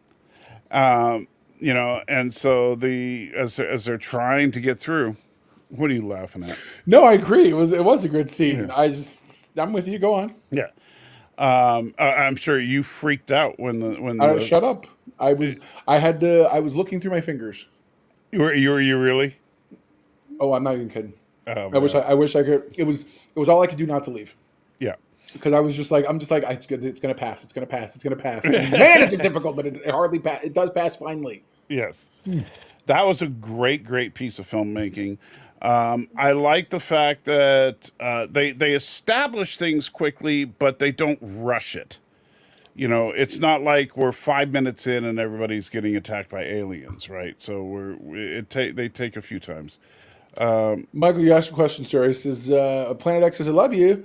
Well, how come you don't have comments popping up all the time like always used to? This used to be more interactive. Well, you blame my engineer. So it was more interactive because nobody else was actually paying attention to the formatics and actually getting the show that we promised. Now we're doing that. But we're totally asking, if questions catch our attention, he's actually, to be fair, he is supposed to be one watching the question. So yeah, get on him. I'm supposed to be watching the questions? I've always told you, I can't run the show and watch the comments at the same time. We need to get a third person involved here. We'll take applications. One of the, maybe one of the wives. Of course, Oh my God, that would be awesome. Actually, you joke. Her only job is to sit there and pop questions up for us. Exactly, that would be perfect. We need somebody that can just be in the background, and whenever there's a good question, pop it up. So it's not intentional. I'm not trying to ignore you guys. Absolutely not. Thomas says Salty hates us. Well, I only hate you, Thomas. Mrs. Know-It-All has said okay. She will absolutely do that for us. Okay, so Mrs. Know-It-All will become our comment engineer or whatever you call it. Stanley wants to know, is an AD, like an assistant director? Yeah, exactly, yes. Because I'm just the old guy. That's my job. Be the old guy. I'm going to put this one up only because it's an inside joke in my house as well. Creep goes, they can make sandwiches. Your wife is going to make sandwiches? We have the huge joke in my house that's what women do, because it's not at all what women do. But yeah, it's really funny when we all the time. Well, we'll move down there if she makes sandwiches. That's awesome. I don't mind driving, moving to Atlanta. Stan says, "Yeah, she'll get coffee. Watch the phones." No, brother. What you understand is I make the coffee in the morning. She ain't getting coffee. Trust me, I'll make it. So, but yeah, no, it's good. All right. So go on. I'm sorry, but yeah. So okay. So Alien Romulus, continue. You were in the middle of saying something. He says that felt out of place because you're on the sensory organs aliens have to feel. Yeah, it does very much contrast. And the minute I saw it, I went, well, isn't that what the Predator does, like with their helmet and stuff? So do all alien species that are dangerous learn to see in infrared? Well, if you think about it, if you see an infrared as a predatory species, which both the xenomorphs and the predators are, Okay. if you're seeing an infrared, it's an advantage while hunting. If what you hunt is warm-blooded.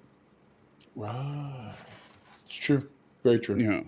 So, there are examples on Earth, there are animals that see into the infrared, like snakes. So remember that the next time you're trying to hide from a snake in the dark, they can see your heat. So things like that, they absolutely nailed. I didn't like the fact that it felt like the CW Kids, Right. but the Xenomorphs were scary as F. Yep. The face huggers were scary as F.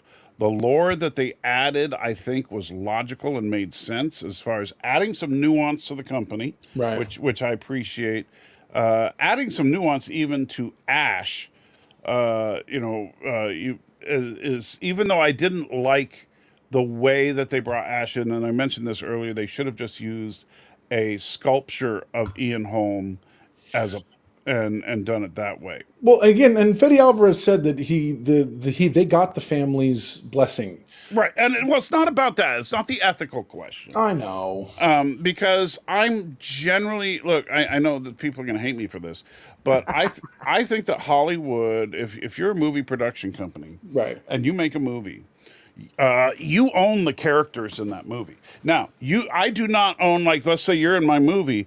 I don't own you. I can't just take your face and put it in whatever I want, but I own that character. And so so for example, if in a future film, I want someone to refer back to a pleasant time with that character and they have a picture of you on the wall, Right. I own that character. I don't need to get your permission to do that. Now, that being said, if I wanted you to play your evil twin, that would be different. I'd need to get you. Well, see, this almost reminds me of the conversation centered around Back to the Future, Yeah. where, if you remember in the second movie, the guy who played I can't remember the actor's name. It just left my head. I had it a second ago. Who plays Right. Marty's dad? Right. He's not in the second movie. Right. Because he didn't want to do it. So what did they do? They hired a guy who looked a lot like him, flipped him upside down, and was like, "Oh, I hurt my back," and the guy's acting like him. Right. So it's like, huh. And the thing is, but then he ended up suing them because they hired another guy that looks like him. Right. That's messed up. Like if I want to replace you, so I figure, well, I need someone that looks like him. Hey, Denzel, that's close enough. All black people look alike. So, so I get Denzel to play him. You can't sue me. I gave you the chance to be in it. Well, well, look here, know-it-all. I think that as far as I'm concerned, if I'm going to play this role, I need to know what you know. Can I know what you know? Do we know those things together? Because I'm Denzel, and you're like, stop it. Yeah, maybe you're more of a Dave Chappelle. See, why we gotta go there? Oh my god, I love it so much. Salty, you gotta be serious. Where's my crack? I can't believe it, Salty. What you talking about? No, this show, sorry. And yes, Bilbo Baggins is the alien to Thomas and Creep's comments. No, absolutely. Absolutely. So, I miss, here's a detract. Planet X says, I miss Jason Dan. Mr. Noel, you're great, but it's not the interactive format that we've come to know and love. Well, we're working on it, Planet X. I hear you. Hey, man, you can't please everybody, and I'm sorry. I will do my best. I can't change the past, dude. You know, Danny, I hope comes back. Jason left for personal reasons, and I'm not We no grudge. You know, definitely hope Danny comes back. We wish yeah, him the best as he's going through the things he's going through, and we absolutely love him. yeah. So there's always a third seat ready for believe me. You're right, Stan. Ving Rhames, that's a better fit. Oh my God, totally. So We congratulations. have the meats. Yeah. That's awesome. Oh man. No, I hear you. So.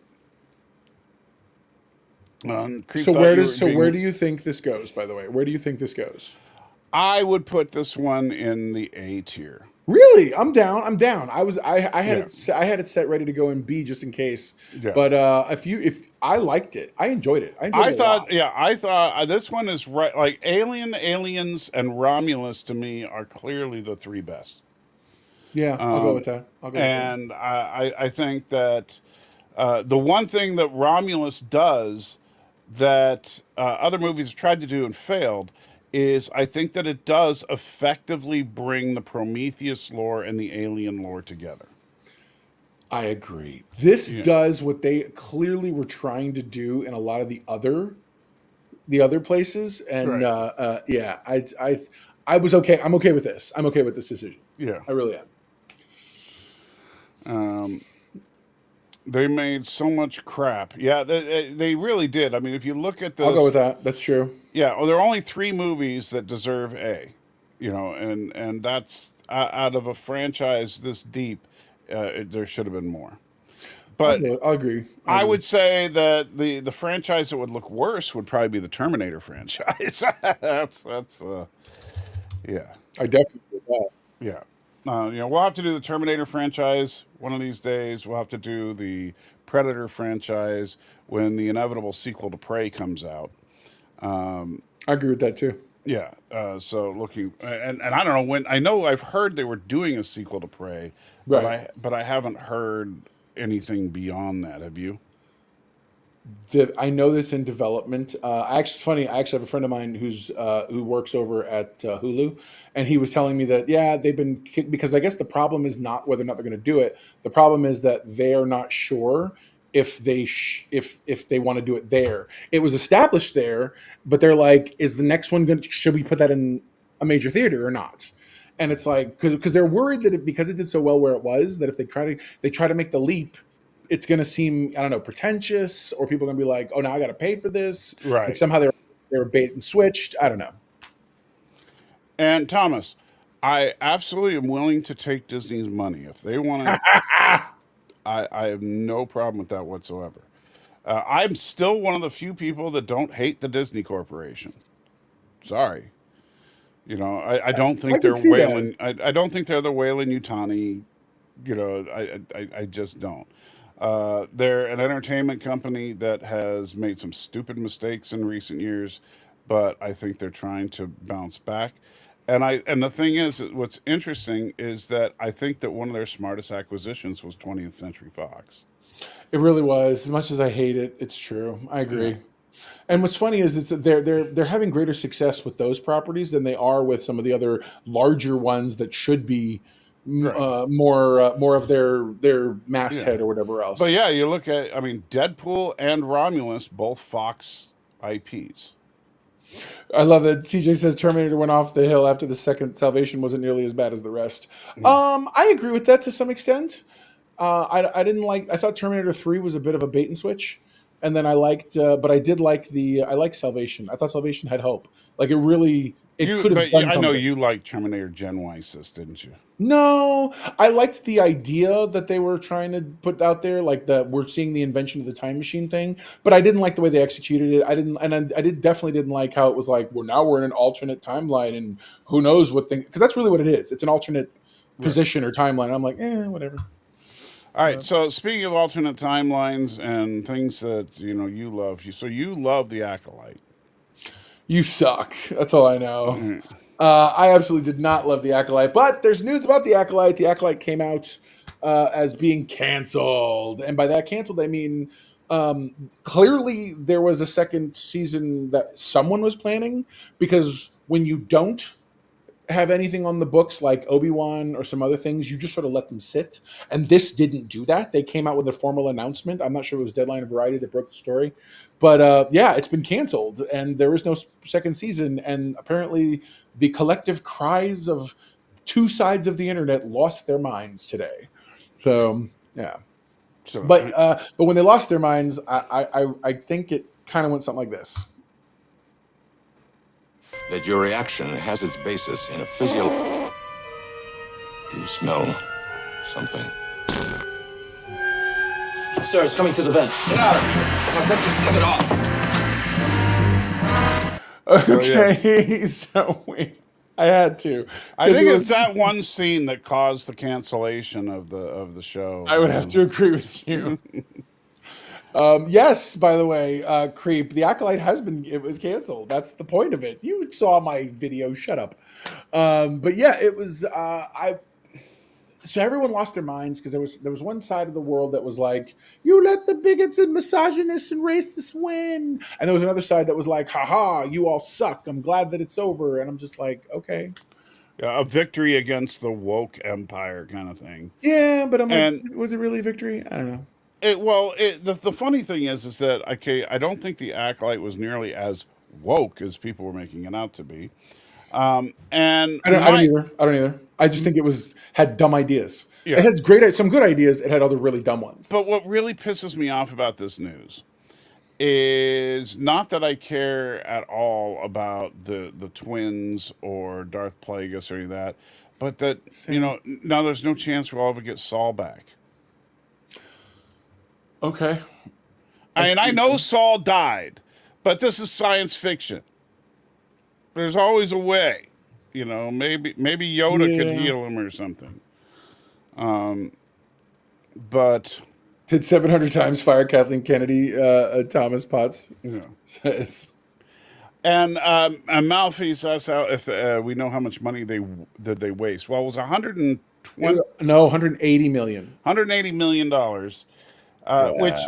that's a grotesque budget for a show like this. Don't get me wrong, for a show like this, because House of the Dragon has a budget of 200 million. But you see every penny of it on the screen at every full hour long episode. Well, and even shows like, as much as I like to rail on it for some of its story points, Andor, you can definitely see where the money is spent. Absolutely. Even The Mandalorian, you can see money well spent with the visuals and stuff. But in this The Acolyte, I really don't understand where $180 million was going. Well, and Stanley's even pointing out there had no big name actors at all. Right. I mean, the guy that plays Saul is big in Korea. Yes, he is. Sorry, it took me a second to yeah, that's right. He's huge in Korea. He's there. I always use Tom Cruise as the metric. He's their Tom Cruise. Yeah. but the thing is, I really, really liked him. And I did too. I thought he was one of the best parts. And I think it's sad that his American debut is a show that gets canceled after one season. Well, not to mention the fact that they literally character assassinated his character, which I thought was horrible. Yeah. Josiah Flemmel says, I haven't cared about Star Wars in years. Yeah, brother, I appreciate it. I haven't either until I've been trying my best. I'm always here for them. As a critic, I have no choice. But at the same, I'm hoping. I'm watching it with hope. Because that's the core of what we as Star Wars fans loved about it. And hopefully they'll get back to that again. So I'm hoping this is the lesson that they needed to hopefully learn, but we'll see. How many times can I say hope? Yeah, and I know Thomas was wondering if we're going to see... No, do it. Do your thing. Huh? Do your thing. I'll put Stanley up after go. Okay. We're not going to get the drug addict Yoda, drug addict Yoda from Phantom Menace was creepy. Oh my God, I hate you so much. It's like, just another hit I need. It's like, he looked really bad. That's awesome. But yeah, I gotta say this. What? Kevin Costner spent less on Waterworld?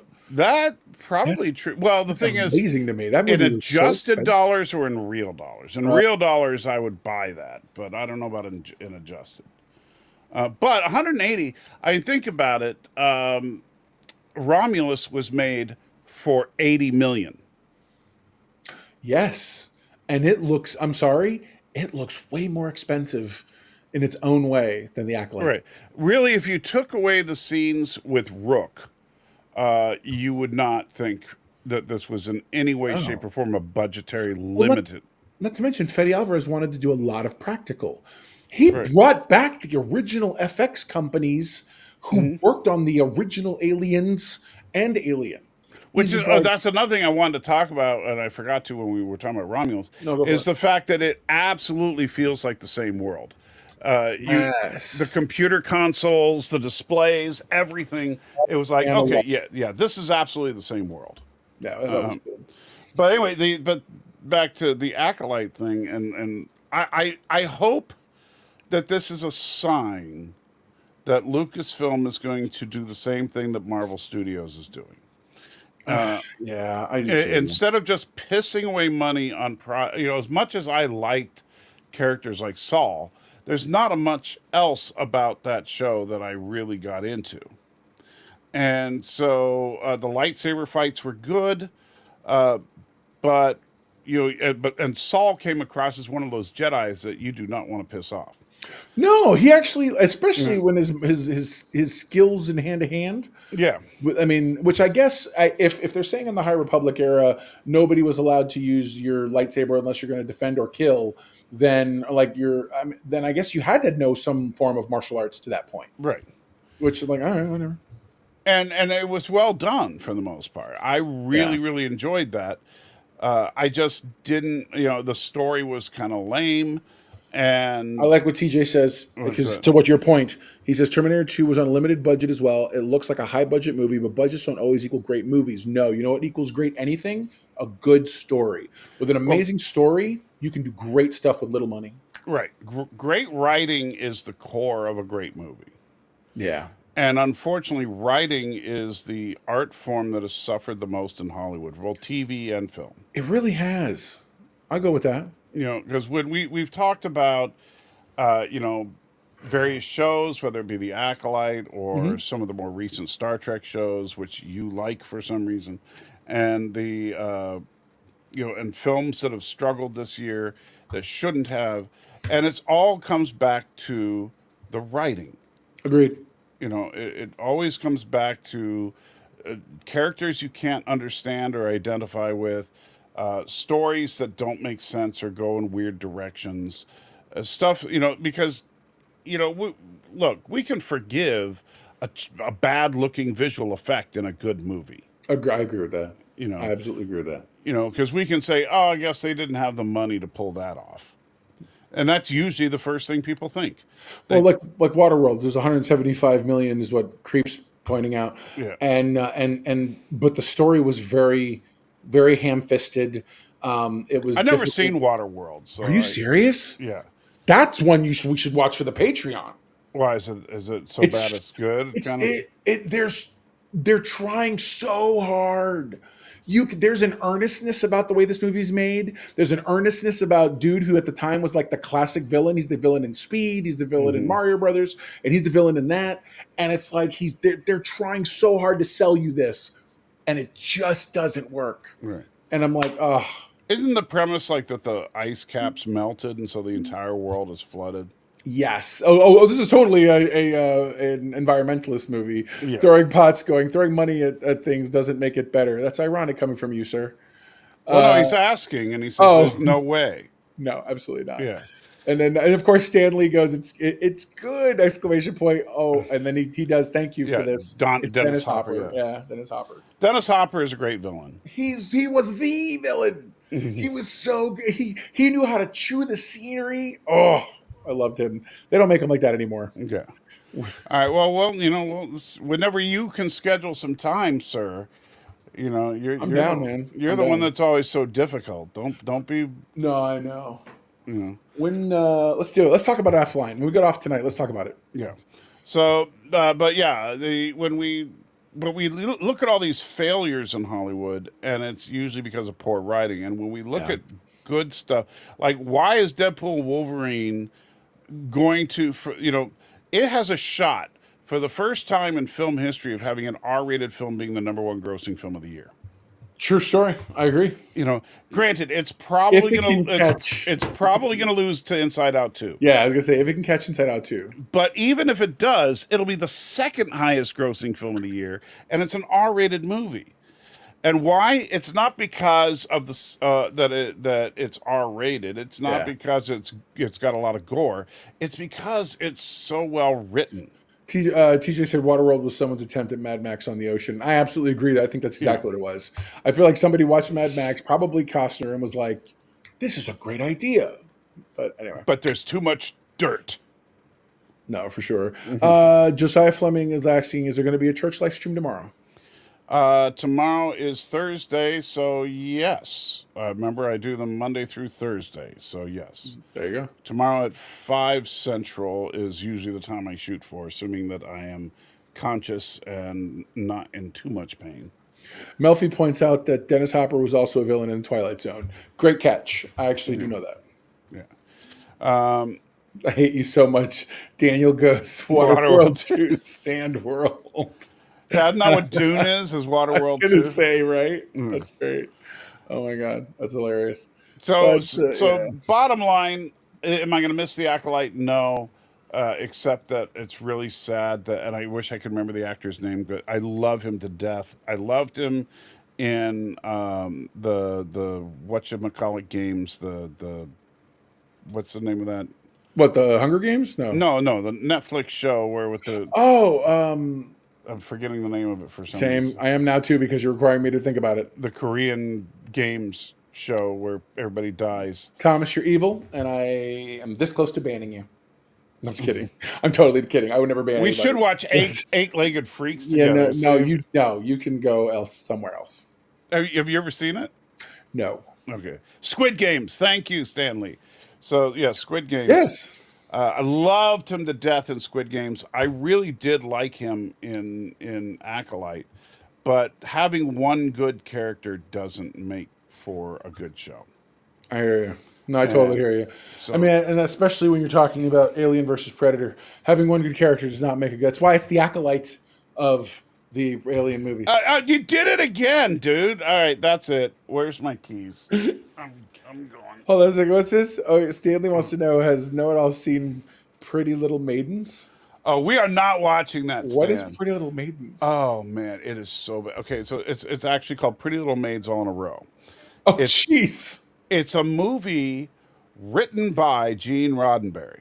Are you serious? Yes, it's the only movie written by Gene Roddenberry. Okay. Danny and I were paid $50 by a guy to watch it together and review it. That sounds amazing. Now, if somebody wants to super chat me $50 to watch it again, I'll do it.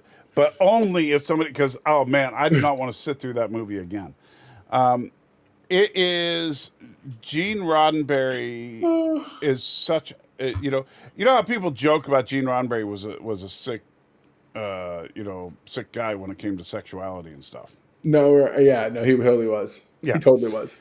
This movie, holy crap. This movie is about a high school. Stop it. You don't even have to say another word. Why? Don't do it. And Rock Hudson is the school counselor. There's a new teacher, Angela Bassett. A younger Ashley Bassett, I'm sure. Yeah. Nice. And we'll just say that the students have a lot of extracurricular activities. Oh, and so yeah, it's. That's so bad. My whole thing is like, so my wife, I'm glad she's back now. She had to go do something real quick. She loved, speaking of Gene Roddenberry things, she loved Andromeda. Never seen it. Oh, I did. I watched maybe the first episode and I didn't get it. My daughter was almost named Rami. That's how much they love that movie, and she loved that movie. And I cannot, for the life of me, that show, because I was such a Star Trek fan that when that show came out, it was like written by Gene Roddenberry. I was like, why are you selling me discount Star Trek? Stop it. Just stop it. But then notice I the minute I saw Discovery when they went to the future, I was like, oh, are we borrowing from Gene's history of ideas with this whole a fallen apart union of whatevers and this and that? Stop it. I was so like, that's just going too far. That's over the top. So that's why you like Discovery so much. No, that's why. This is one of the reasons I didn't like it in the beginning, because I was like, don't do that. Don't base this on that nonsense. Creep wants us to watch Barbarella. I've seen Barbarella. I actually enjoy it as for what it is. I've seen Barbarella, but it's been a long time. I know that's where Duran Duran got their name. I saw it on that's another HBO back in the day movie. Or USA Up All Night. Yeah. So yeah, no, it's did the stream just die? It may have. Or might not.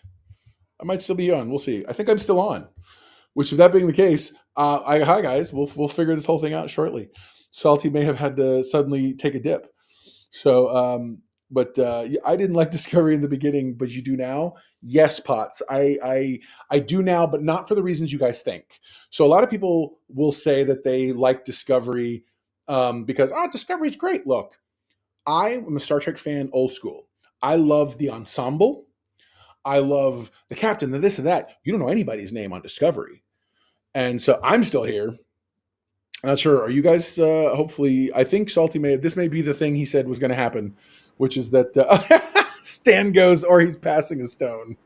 No, I don't know what happened. My computer it suddenly went to the menu screen for EV Mux. Weird. Yeah, I was all like, right. So I was answering the question why I like Discovery now. It isn't because of like it's a great show. What it is I changed my thinking, and by that I mean that's what they're trying to do. Everyone's like, it's not Star Trek. It's not Star Trek. It's not. It's not Star Trek the way you think it. We all have thought of it forever. It's a new type of Star Trek storytelling. By that I mean they're trying to tell one character's story, and everything else becomes secondary. This is Michael Burnham's story. The minute I started looking through that lens, I was able to appreciate what the show was doing. That doesn't mean I like everything about it. That's like me saying when I say The Acolyte does good things and has good ideas, that doesn't make it a good show. I'm able to watch Discovery now with new eyes that appreciate the fact that we're just watching Michael Burnham's story. And you just shared something, so I can't wait to see what it is. Should I add this to the scene? I'm not ready. You got it? Yeah. I can actually do it. Here we go. Somebody goes, it'd be funny if Michael was in the bathroom.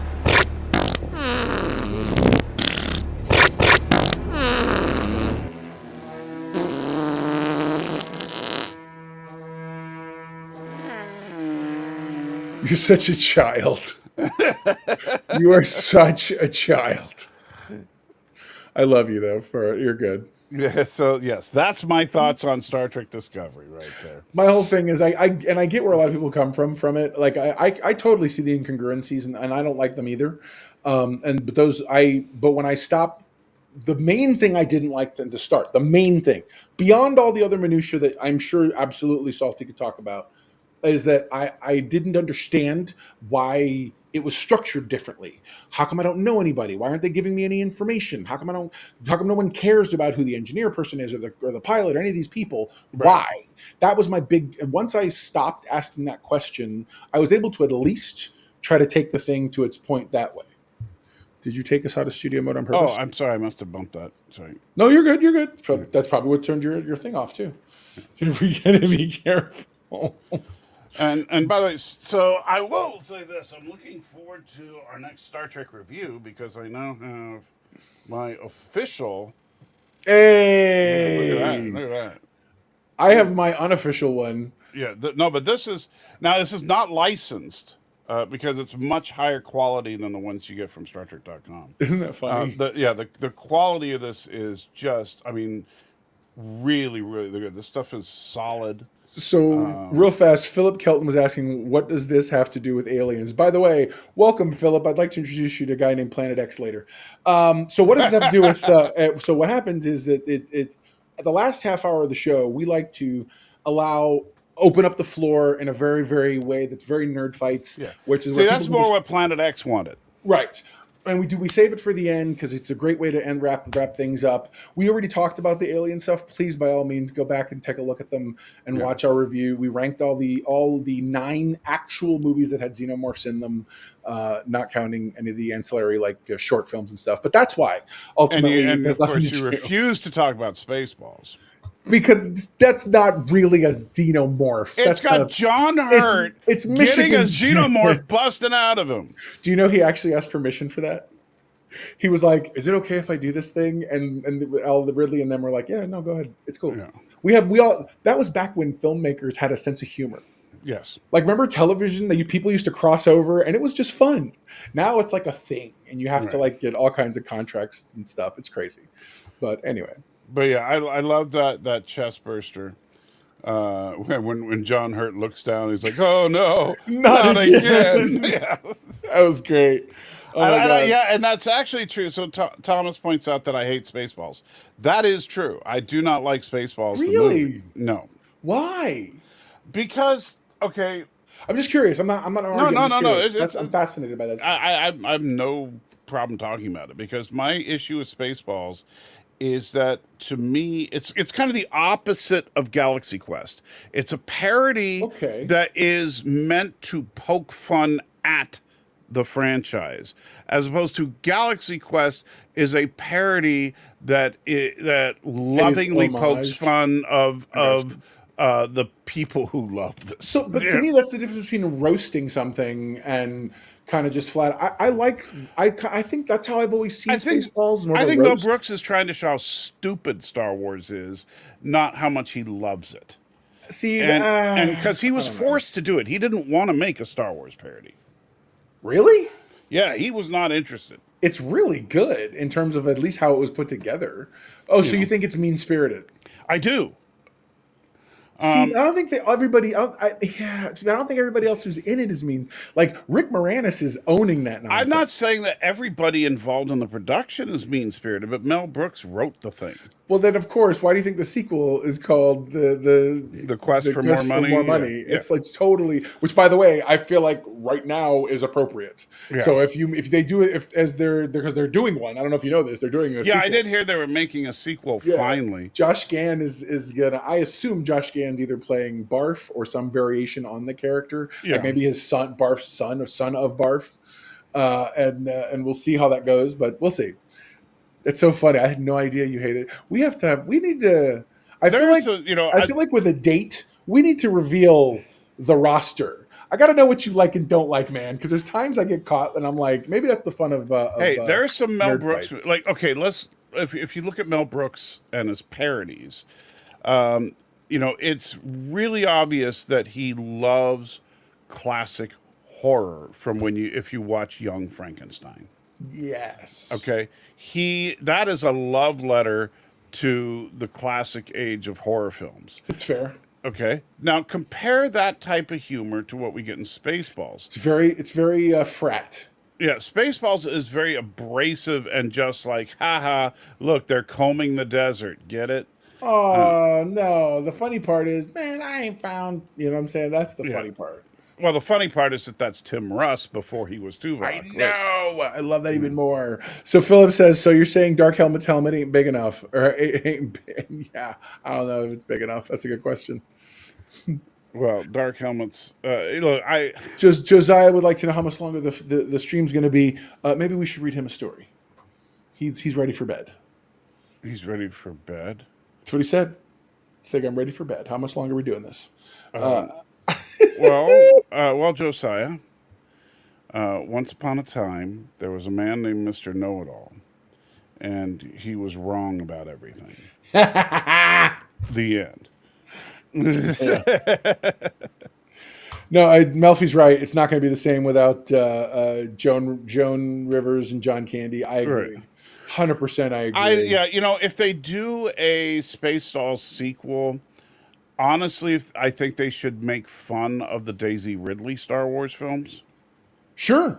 I think absolutely they should. Absolutely. And so bring in a new character that's a parody. What if they tried to do a bad prequel?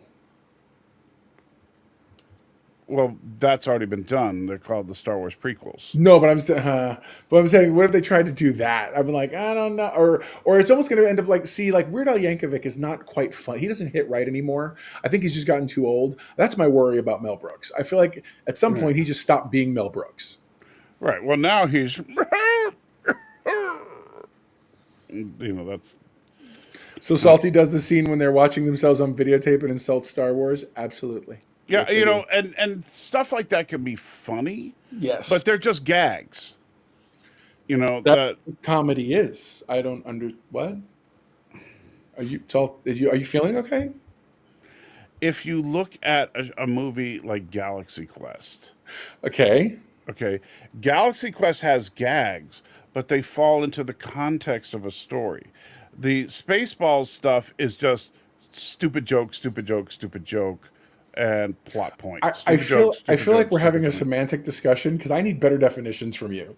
Because I guess I need to understand better what you're referring to. I'm not willing to have an argument because I don't think we're arguing about this yet. I just need to understand better what you mean, how you define that. And Creep wants to know, wasn't the Acolyte a Star Wars parody? I thought so. And it exploded. Yes, that was funny. That's right. Matthew Raymond says Family Guy style gags. Yeah, that's kind of how Spaceballs felt to me. It was Steve, now that I actually so I would say so. Spaceballs was like Family Guy compared to Galaxy Quest is more like South Park. Okay. Where and don't get me wrong, I'm not saying that Seth is a bad writer because of the style of Family Guy. I'm saying that kind of humor doesn't appeal to me. It's just gratuitous. And don't get me wrong, gratuitous is not a 4-letter word. No. Well, literally it's not, but it's not. It's just that the humor is just there to be a joke. It's not there to service a story. Philip says, Salty, I agree. Space Quest is made with a lot more love, where Spaceballs is someone getting a paycheck, but I don't think it hates the material. I'm just basing it on something I saw with Mel Brooks. Mel Brooks didn't want to make it, and I think it shows. I agree in that I don't necessarily think that they hate that there's hate, but it's funny now that you're explaining it the way you are with that added information. I can see your point, Salty. I can totally see it. I that's one of the reasons why I said we're not arguing about this. Right. I don't know that I've entered argument zone yet. Yeah. I feel like I get where you're coming from. Yeah, and the Blue Harvest trilogy was the best thing that Seth ever made. And then Melvin says it was poking fun at George Lucas with the merchandising bit. Oh, all day. Yes. Absolutely.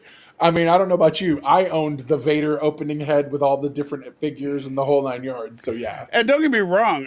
I think there's, the problem with that type of humor in it, like that, see, in Galaxy Quest, you could work that into the story because of the fact that the story was about actors that played these parts that end up getting caught up in a larger thing. And so, very meta aspect. Right. So the merchandising could have been worked into that and still flowed with a quote unquote real feeling story. With Spaceballs, it takes you out of whatever narrative there is, because you literally have Yoda sit there and say, hey, check out the merchandise for the movie that we're in right now. I remember that. Yeah. Totally. And so it's total fourth wall break. And which, let's be fair, Mel Brooks was known for some fourth wall breaking, but yes, but I think that he's done it better in other films. That's where Looney Tunes got a lot of his I do this to him all through the picture. It's very it's like if you've seen High Anxiety, oh man, that's a parody. High Anxiety is wonderful. Thomas goes, I saw someone wearing Spaceballs the face mask once. Spaceballs the flamethrower. That kids love this stuff. I was like, stop it. That I thought was funny. I didn't know you were Jewish. Oh, dude, I do. That's right. You don't look Jewish. Yeah, I love it. I love it so much. The wordplay but that's an indicative thing of Mel Brooks. Like, super good at that stuff. And remember the Christian war cry. Okay, well, that might be a war cry that Christians used, but I don't think it would be the Christian war cry. No, for sure. That's kind of a contradiction in terms. All right. So as we're getting close to the end of this thing, Yes. what would you say is the moral that you have learned today? That I want to send you a box of spiders. I hate you so much, and clearly I need to reconsider my policy on not punching old men with beards. No, I'm just kidding. Yeah, Santa's not going to appreciate that. Hopefully, it's depending if it's violent Santa or not. Come the holiday season, I'm down for doing that. By the way. We need to this Christmas we're going to have to, obviously Red 1 will be out before then. Yes. We're going to have to review Red 1. Agreed. But if we get a chance, we could do a watch along together of Violent Night, since we haven't watched it together. Let's do it. Love that movie. Movie. Have you seen the one with Mel Brooks, or not Mel Brooks, with Mel Gibson? Yes, I watched it. Fat Man. I enjoyed that. I enjoyed that a lot. Way more than I thought I would. Yeah, Danny and I last year, or was it the year before, I think, did a comparison of the two, Violent Night and Fat Man. Oh, okay. I can get. It's funny. I watched Fat Man this last Christmas. And so this year we could compare those two and Red 1, because now we're starting to get this whole badass Santa genre of films.